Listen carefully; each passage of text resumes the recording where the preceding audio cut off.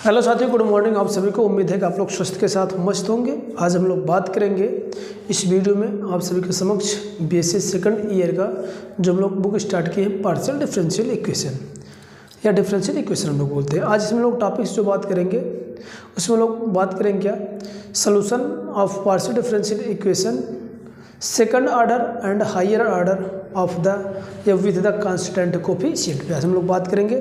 इस पे आज हम लोग बात करेंगे shortest methods finding the shortest method of the particular integration पे। हम लोग किस तरह से हम लोग शॉर्टेस्ट मेथड का यूज करके हम किसी भी दिए गए क्वेश्चन का कैसे पीआई पार्ट फाइंड करेंगे। तो बहुत ही सिंपल सा क्वेश्चन है, आपको कंडीशन आप लोग बताते हैं।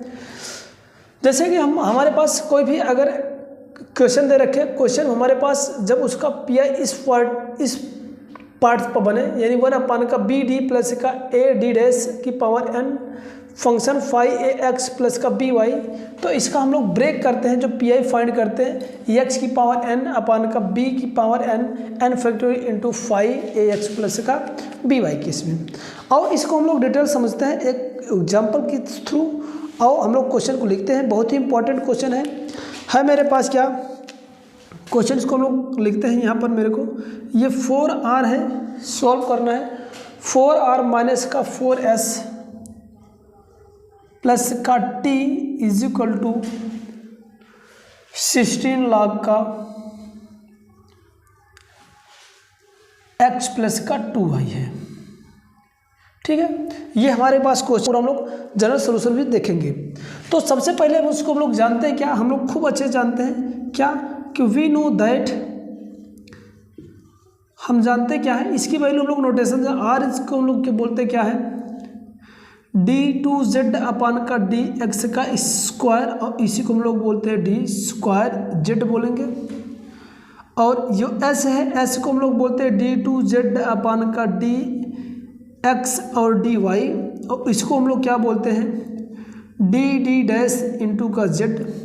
t है, ये सिम्बोलिकली फॉर्म है, आप लोग जानते हैं। इसको d2z अपान का dy स्क्वायर बोलते हैं, और ये सिम्बोलिकली फॉर्म d डैश का स्क्वायर होता है। ओके, इसमें हम लोग ये वैल्यू हम लोग रखेंगे तो मेरे पास एक फॉर्म आ जाता है। यहाँ पर हम लोग लिखेंगे 4d का स्क्वायर माइनस का 4d डैश प्लस का d डैश का स्क्वायर इंटू का z, ये बाहर मैंने कर लिया, यहाँ पर z लगा देना।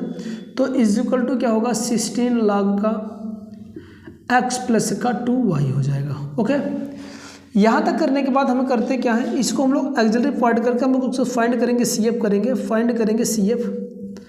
तो फाइंड CF हम लोग कम्प्लीमेंट्री पार्ट को फाइंड करेंगे। तो हमारे पास इसको हम लोग कन्वर्ट करेंगे क्या, एक्सिलरी इक्वेशन, एक्सिलरी इक्वेशन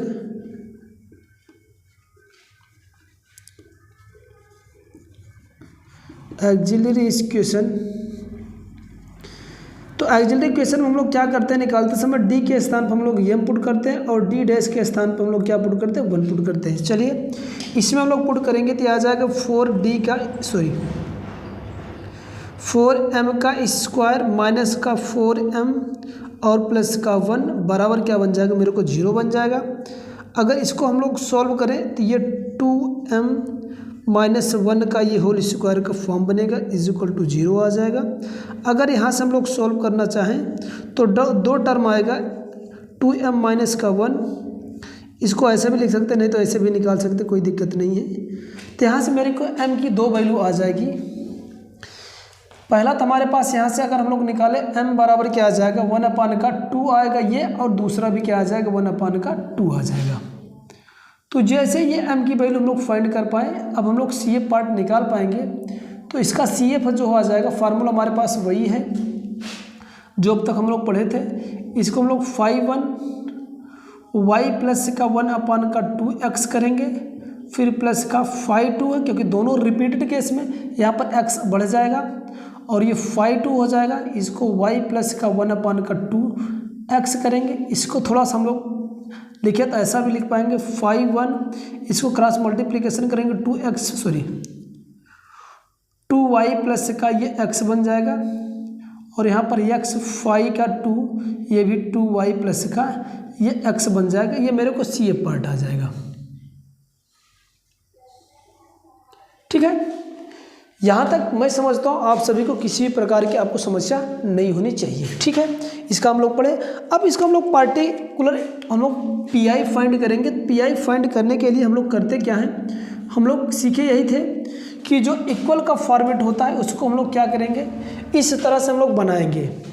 तो सबसे पहले हम लोग इस तरह से अगर हम लोग फॉर्मेट को बनाएं तो हमारे पास क्या आएगा, आओ समझते हैं। तो इतना टोटल का बटा यानी 16 log का ax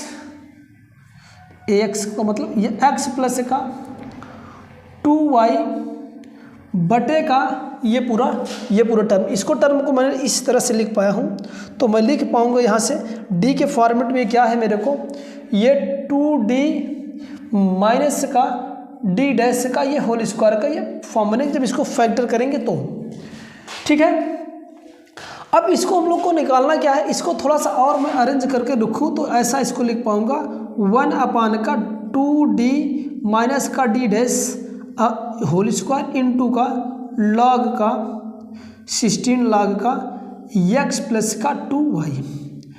अभी हम लोग इस पर देखते हैं किस तरह से हम लोग इस पर अप्लाई करेंगे। ये वाला फार्मूला हम ऊपर लिखे हैं, ये ऊपर वाला हम लोग शॉर्टेस्ट मेथड यूज करेंगे फाइंड करने के लिए, किसका, पीआई निकालने के लिए। अब देखो यहाँ तक जैसे मेरे को आया, अब हम लोग करना क्या, बेसिकली बहुत सिंपल सा, ये वाला कंडीशन आप देखो, यानी डी के सामने जो वैल्यू रहती है उसको हम लोग क्या बोलते हैं, बी बोलते हैं। यानी ये मेरे को क्या है, ये बी की वैल्यू गिवन है और जो डी के सामने यहाँ पर रहता है, यहाँ पर कुछ नहीं तो एक माना जाएगा, इसको हम लोग ए कहते हैं, क्या बोलते हैं, ए बोलते हैं। और ये जो पावर बनता है उसको हम लोग क्या बोलते हैं, एन बोलते हैं। सारी वैल्यू मैंने आप सभी को बता दिया, बराबर का ये फार्मूला होता है। इसको अगर हम लोग ब्रेक करें तो क्या हम लोग x की पावर n, तो x लिखेंगे, n कितना है 2 है, तो x के पावर यानी 2 हो जाएगा। फिर बटे का बटा कर तो कोई दिक्कत नहीं, b के पावर n, b मेरे पास कितना है 2 है, 2 की पावर कितना n कितना है 2 है, तो 2 रखेंगे इनटू का फॉर्मूला में n फैक्टोरियल n कितना है, यहाँ पर भी 2 है ये, तो यहाँ पर करेंगे हम तो 2 फैक्टोरियल इज इक्वल टू जो आपको फंक्शन था एज इट इज रखो। फंक्शन हमारे पास क्या था 16 log का x प्लस का 2y। ठीक है, कोई किसी को दिक्कत, मैं ऐसे लिख दिया। अब इसको हम लोग सॉल्व करना है, सॉल्व कर लीजिए। x स्क्वायर होगा, x का स्क्वायर, और यहाँ से अगर हम लोग देखें तो ये 2 दूंगा का 4 होगा, 4 दूंगा का ये 8 हो गया। अब यहाँ पर गुणे का 16 log का x प्लस का 2y।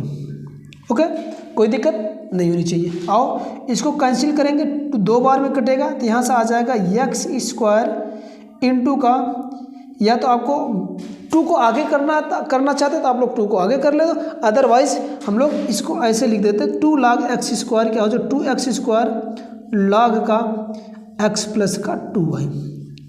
ये मेरे को क्या आ गया, पी आई आ गया। ठीक है, किसी कोई दिक्कत, कुछ भी नहीं, बस इस कंसेप्ट को समझो।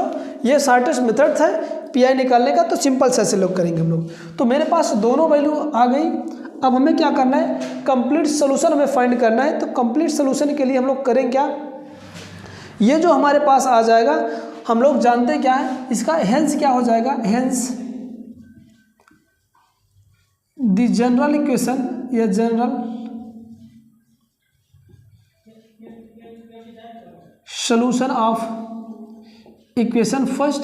अगर पहले वाले का हम लोग जनरल सोल्यूशन देखें तो हमारे पास क्या होता है, जब जिसमें दोनों पार्ट हम लोग फाइंड करते हैं, इसको मैं कुछ इस प्रकार से लिखता हूँ। जो z इज इक्वल टू होता है क्या होता है, वो CF प्लस का PI होता है। ओके, अब दोनों वैल्यू हम लोग इसमें अगर पुटअप कर दें तो हमारे पास इसका जनरल सोल्यूशन आ जाएगा। तो z is equal to CF क्या मेरे को आया है 5 2y प्लस का x प्लस का x 5 2y प्लस का ये x आएगा, प्लस के साथ ये वाला कंटेन करेंगे तो हमारे पास 2x का स्क्वायर log का x प्लस का 2y आ जाएगा। ये मेरे पास क्या बन जाएगा, इसका ये जनरल सोल्यूशन हो जाएगा, जो कि इस तरह से किसी भी दिए गए क्वेश्चन को हम लोग प्रॉपरली सॉल्व कर सकते हैं बहुत ही शानदार तरीके से।